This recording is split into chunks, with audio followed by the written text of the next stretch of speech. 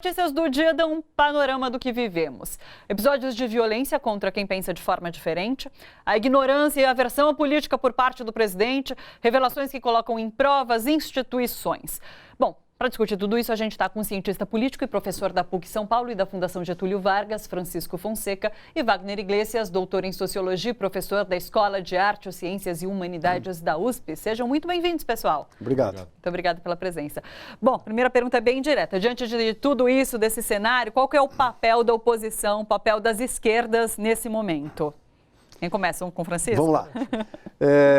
Bom, em primeiro lugar, não há uma única oposição, não é? E nem um único lugar de atuação da oposição. Não é? Há um lugar institucional, parlamento, né? Os partidos de esquerda, de centro-esquerda, os partidos que defendem a democracia, né? Os direitos sociais. Mas há, ao lado, né, desta luta institucional, o lugar dos sindicatos, né? Dos movimentos sociais. Né?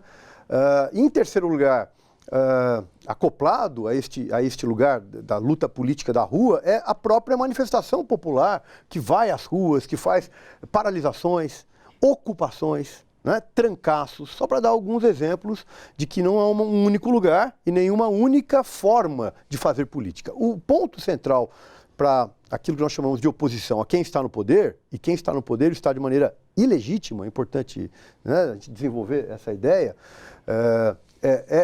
que na verdade são muitas formas possíveis de fazer política, de se opor a esse desmonte da democracia, desmonte dos direitos sociais, desmonte da soberania, né? Desmonte da ética, do mais elementar, né? Digamos assim, fio que existia de ética pública, de ética política no país, está sendo desmontado. Quer dizer, o que é Moro, o que é Dallagnol, Bolsonaro, né? Só para dar 3 nomes, né?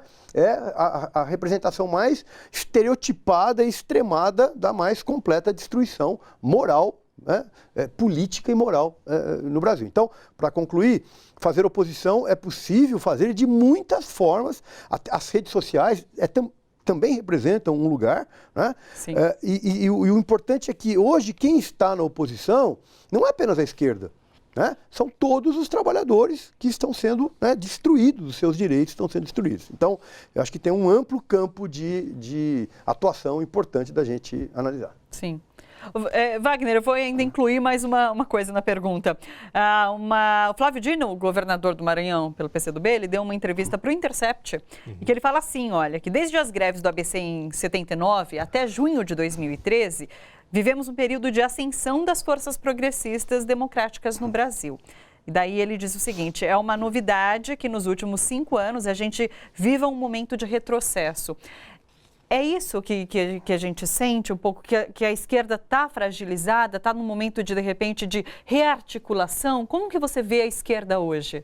Sim, tá fragilizada. Eu concordo com o Chico, acho que são vários os lugares para se fazer oposição, para se fazer política, para se defender a democracia, se defender os direitos sociais, se defender os direitos humanos, não é?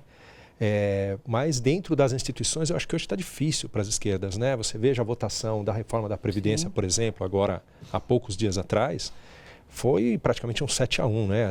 A direita e o centro tiveram uma vitória muito expressiva, ainda que em primeiro turno, né? Você veja o papel do judiciário, do Ministério Público, das instituições em si. Eu acho que são lugares onde a esquerda tem dificuldade hoje de fazer política e de fazer oposição.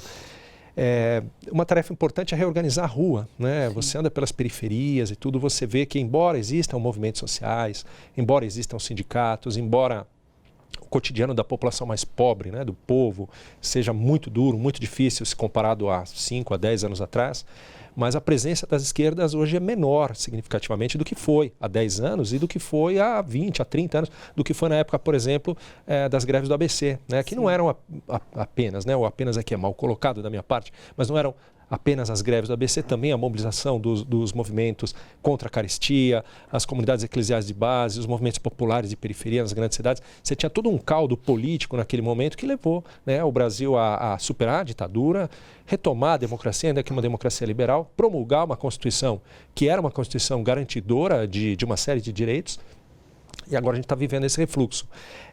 Tem um problema aí, eu acho que para a esquerda, para organizar a classe trabalhadora, embora o número de greves nos últimos anos tenha sido elevado em várias categorias, mas é a própria mudança do capitalismo, da base produtiva, das forças produtivas, né, da classe trabalhadora, né, essa precarização que a gente vê, não vou citar aqui nenhum tipo de marca, digamos assim, mas que já estão virando até adjetivos para se referir ao que está acontecendo com o mercado de trabalho, né? É uma evidência de que é muito difícil hoje você organizar a classe trabalhadora como organizou há 25, 30, Sim. 35 anos atrás. Eu acho que as esquerdas estão passando também por esse desafio, né? Como organizar os trabalhadores no momento em que os trabalhadores já não são os mesmos do que eram há 3 décadas atrás. Sim. Muito se fala também sobre lideranças, porque quem continua sendo o grande líder da esquerda é o ex-presidente Lula. Sim. E daí se fala de surgirem novas lideranças, precisamos de novas lideranças. Vocês acham que isso talvez seja um problema, de que a esquerda precisa se rearticular em torno de outras lideranças ou continuar se aglutinando em torno do ex-presidente Lula? Como vocês enxergam isso? Bem, o ex-presidente Lula, que é um preso político, Sim. é muito importante, né, deixar claro, né, límpido, é um preso político, né, continua sendo uma grande liderança popular, né? Mas o presidente Lula tem toda a sua trajetória, desde presidente do sindicato, né, aqui de São Bernardo, até a presidência, como uma perspectiva de conciliação, né, conciliação política entre as classes sociais, né, políticas públicas que beneficiavam trabalhadores e empresários, né, nunca foi um político de ruptura, digamos assim, de ruptura política, né. Eu acho que este ciclo da conciliação, ele terminou no Brasil, né. O presidente Lula continuará tendo, em qualquer circunstância, um grande papel. Mas as circunstâncias históricas que se colocaram com a ascensão da direita no Brasil, combinada com o que o Wagner se refere com a mudança do capitalismo, né? Você tem fundamentalmente aquilo que se chama de uberização, né? Digamos assim, das relações pode falar o nome, de a gente trabalho, trouxe até um documentário de uberização, pode falar. Exatamente, né? Que é uma precarização radicalizada das relações de trabalho, de fato colocam novos desafios. Né? Mas no interior desses desafios, a ideia da conciliação, me parece que ela se encerrou. Né? Então, agora, daqui para frente, o desafio da esquerda, ou das esquerdas, talvez da centro-esquerda, seja, de fato, apostar em certas rupturas. E o que é ruptura? Ruptura no interior da democracia. Então, aquilo que nós chamamos na ciência política de radicalização da democracia. Sim. O que significa radicalizar a democracia, do ponto de vista político? Né? O sistema decisório está mais aberto ao cidadão, às pessoas mais simples, mais pobres. Como é que é possível fazer isso? De inúmeras formas. Conselhos populares, desmontados agora pela extrema-direita. Né? Formas, não apenas no parlamento, vou citar o exemplo da Venezuela. Para além da questão, digamos assim, do modelo de desenvolvimento da Venezuela, não é isso que eu quero discutir, mas o sistema político na Venezuela é inteiramente baseado em dimensões de participação político-popular, desde rádios comunitárias a coletivos. Né? É isso que a grande mídia não diz. A grande mídia é golpista. Que a Rede Globo, Rede Bandeirantes, dá o nome, Jovem Pan, Veja, Folha, Estadão, né? Todos eles nunca disseram isso. O sistema político venezuelano, o sistema político, eu não estou dizendo que nós temos que imitar, só estou dizendo o seguinte, é um exemplo daquilo que implicou ruptura. Não estou nem fazendo uma avaliação se é bom ou se é ruim. Só estou querendo dizer, o sistema brasileiro foi ao contrário, né? Apostou na conciliação. No primeiro momento deram um golpe. Por sinal, o golpe foi muito fácil no Brasil. Retiraram a presidente Dilma do poder com um golpe, né, absolutamente simples, um golpe parlamentar. Prenderam o presidente Lula também de maneira muito fácil, que é estes facínoras representados pelo Moro. Né? Estes criminosos. Sim. São criminosos de Estado. Porque você fala né, que realmente a gente superou, a gente passou desse momento de conciliatório, né? E a gente vê nas instituições, pelo menos no Congresso, que não existe mais um centro democrático, por exemplo, que permitia um diálogo, que permitia a conversa. E daí? Porque a oposição acaba sendo pequena quando a gente está falando em nível Congresso e não tem um campo para diálogo. Então, o que fazer? O centro político erodiu, né, nessa última eleição. Já vem erodindo antes, né? O PSDB perdeu 4 eleições seguidas para a presidência da República, encolheu no parlamento. Mas só uma coisa, assim, o Chico está dizendo, né? O Lula não é mais a liderança para esse novo momento. É claro que hoje nas esquerdas se faz muito uma discussão crítica sobre o papel, talvez excessivamente conciliador, do ex-presidente Lula, do Partido dos Trabalhadores e tal. Mas o problema será que está aí ou está na própria burguesia brasileira que não aceita sequer a conciliação? Você vê como é difícil construir uma social-democracia nesse país. O PT, no poder, jamais vislumbrou a possibilidade de construir um regime socialista. Né? Num certo aspecto, num certo ponto de vista, o PT foi um ótimo administrador do capitalismo brasileiro, tira 40 milhões de pessoas da miséria e coloca no mercado de consumo. Né? Quer dizer, então a direita brasileira, a elite brasileira não aceita sequer isso, né? Eu nem citaria a Venezuela, né? Eu citaria, assim, mecanismos de participação popular como consultas, como plebiscitos, referendos, por exemplo, na Suíça, por exemplo, nos Estados Unidos, em vários estados dos Estados Unidos, quase que o tempo todo a população é chamada a se manifestar. A mídia na Argentina, a reforma midiática na Argentina. Sim. Que aqui não aconteceu. Mas mesmo em democracias liberais, em países... claramente capitalistas, a democracia tem muitos outros mecanismos de participação. Você veja que a Constituição, nós estávamos vindo para cá e conversando sobre os 30 e poucos anos da nossa Constituinte, né, da nossa Constituição, o mecanismo de consulta popular através de plebiscitos, referendos, quantas vezes foi chamado no Brasil? 2, 3 vezes. O desarmamento, a criação de novos estados no Pará e também República e monarquia. 3 vezes em 30 anos, quer dizer... Um mecanismo que é corriqueiro em outras democracias e que aqui é raríssimo de ser aplicado. Sim. A gente conversou aqui, não sei, essa semana, não lembro bem qual dia, sobre uma comparação entre Brasil e Uruguai. O Uruguai formou a frente ampla das esquerdas. O que impede o Brasil de ter uma frente como essa? O que impede as esquerdas de se unirem nesse momento? Acho que do ponto de vista do parlamento, tem uma certa unidade. Né? Embora tenha ocorrido algumas defecções na reforma da Previdência, dos partidos de oposição, eles fazem uma frente importante no parlamento. Né? Inclusive, aqueles que votaram contra nos seus partidos, PDT, PSB, por exemplo, né? Estão sendo ameaçados de expulsão, de formas de punição por não ter seguido uma orientação desses partidos. Então, acho que no parlamento nós observamos inclusive processos de obstrução. Né? Eu queria lembrar que quando o Moro foi chamado, né, ao Senado, à Câmara, ele foi derrotado de maneira bizonha, né? Assim, vergonhosa, eu diria. Né? Então, tudo isso são... Agora, isso não é suficiente, né? De fato, eu acho que uma frente ampla não é uma frente exclusivamente partidária nem parlamentar. É uma frente, de fato, que envolve os partidos, mas envolve os sindicatos, os movimentos sociais. E aí me parece que tem 2 elementos. Né? O primeiro, ainda há muitas dissensões internas. Né? E acho que este não é o momento. Veja o Ciro Gomes, né? O Ciro Gomes acha que daqui a 4 anos vai ter um país para ele vir como Salvador. Né? Quer dizer, o Ciro Gomes hoje joga para a direita, está jogando para a direita o tempo inteiro, né? Com uma liderança importante e que não entendeu o momento histórico que nós estamos vivendo. Né?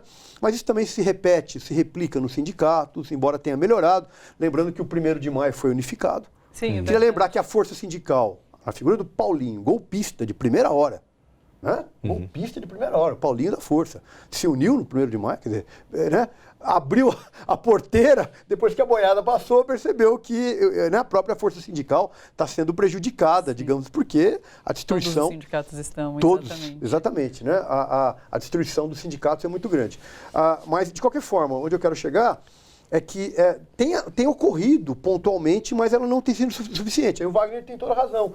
Né? Estas instituições populares, como os sindicatos, o MST, o MTST e tantas outras, têm um papel fundamental de chamar na rua.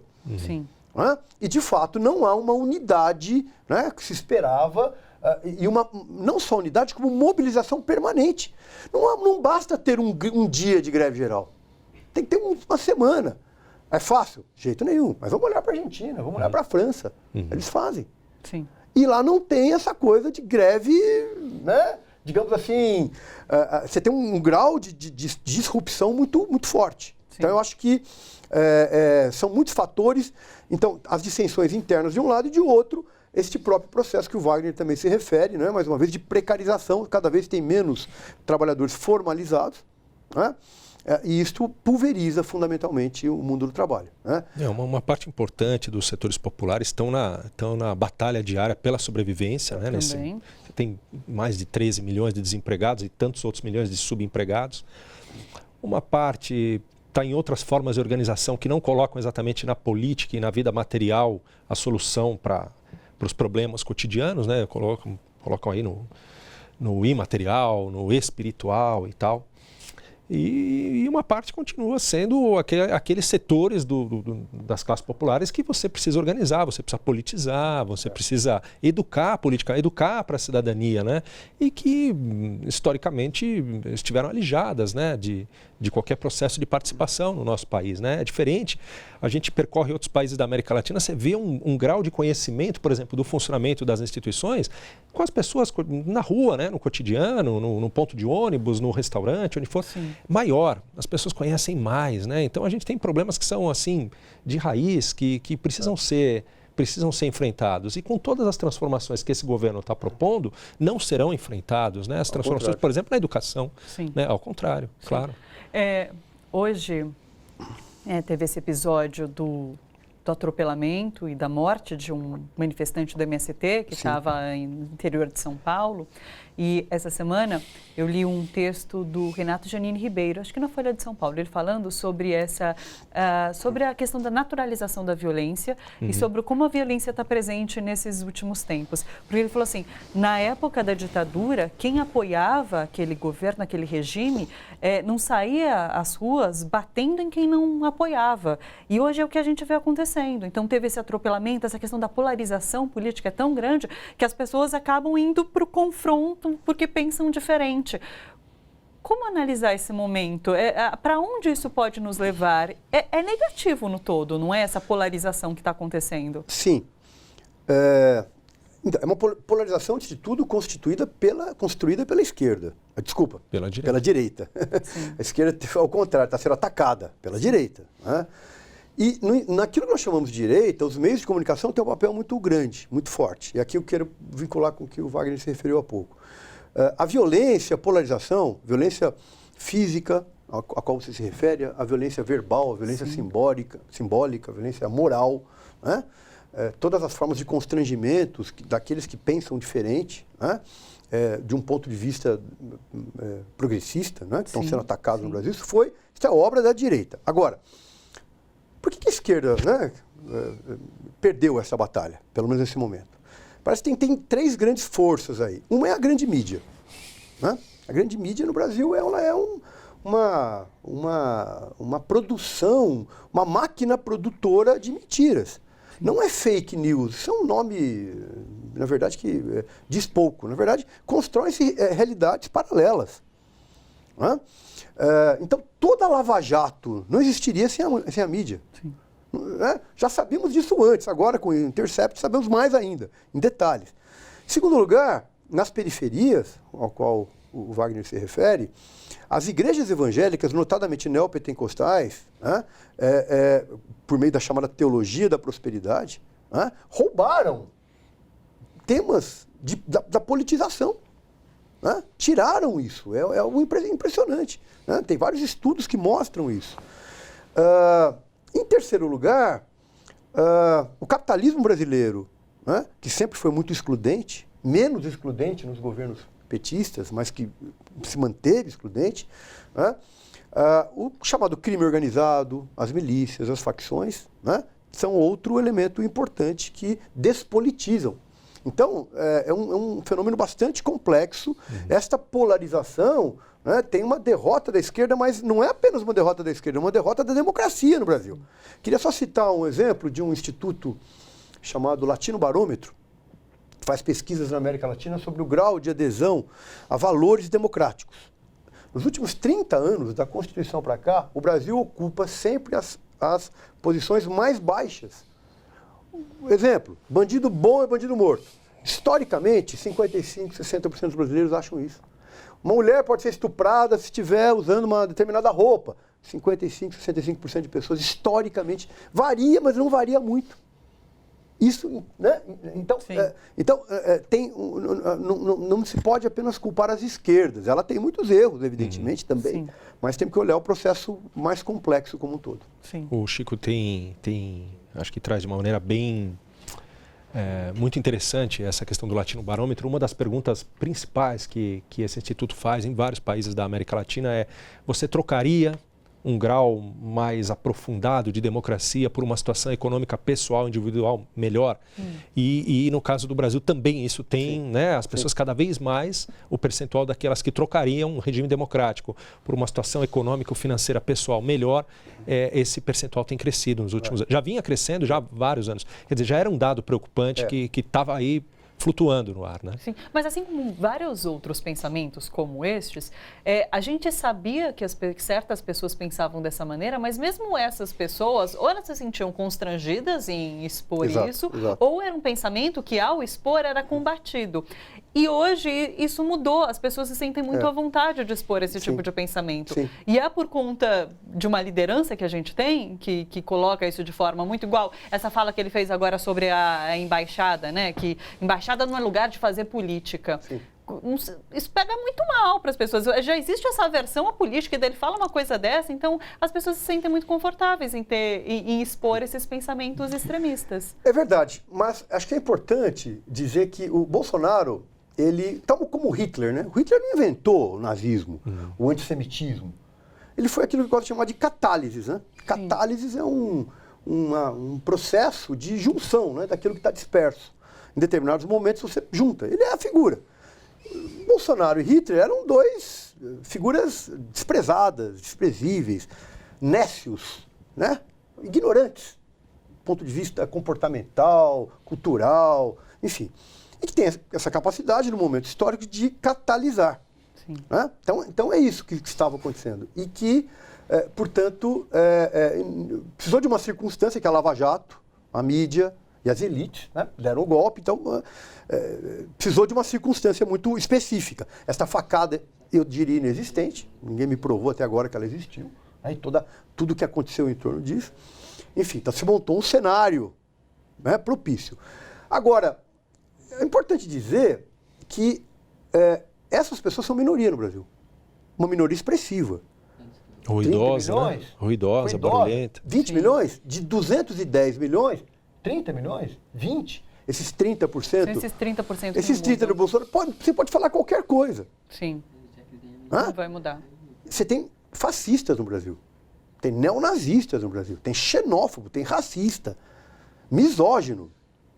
Nós temos esses grupos, e é que você falou, que não tem vergonha, que vão falar em qualquer lugar. Sim. Porque agora encontraram uma oportunidade de falar, que já existiam antes e agora estão organizados. Eles eram pulverizados e estão organizados e catalisados pela figura do Bolsonaro. Isso, a qual eles se sentem, né, digamos, próximos. Isso talvez, e o Francisco é um grande estudioso de mídia, isso talvez, uma hipótese que eu estou trazendo aqui, tem a ver com o fato de que no passado você tinha os centros produtores da informação, ou da verdade, ou das versões, e os receptores que éramos nós, os leitores, os telespectadores, etc. Talvez esse exercício de mais ou menos 10, 15 anos de rede social, né, as pessoas indo lá nos comentários, a caixa de diálogo lá de comentários das matérias, talvez esse mecanismo tenha encorajado as pessoas a saírem da rede social e levar para a rua, para o almoço de domingo com a família, para discussão no local de trabalho, no boteco, no trem, no ônibus, enfim, no local de trabalho, enfim, levar essas opiniões que antes ficavam muito represadas. Né? Anônimas.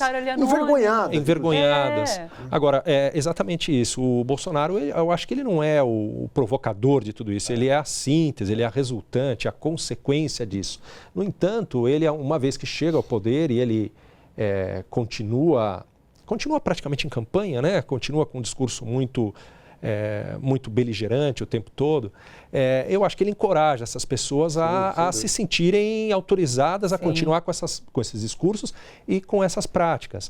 Agora, por outro lado, só para colocar um outro elemento, no frigir dos ovos, eu acho que o que importa é comida na mesa, é emprego, é renda, é consumo, né? E esse governo começa a perder popularidade, inclusive entre os seus, não nesse núcleo duro, tão próximo a ele, mas num entorno que votou nele, porque não está entregando. Até agora não entregou nada, né? Então, pensa num programa, numa política pública, em alguma coisa que tenha entregue de melhoria de vida da classe média. A classe média que bateu panela. O que melhorou na vida concreta desse segmento? Né? Até agora nada. Olha só, você que curte a TVT e quer contribuir com a gente para que a nossa programação chegue cada vez mais longe, se inscreva no nosso canal do YouTube/Rede TVT e torne-se membro. Ou então faça a sua contribuição em nosso Catarse. É só acessar catarse.me/TVT. A gente agradece.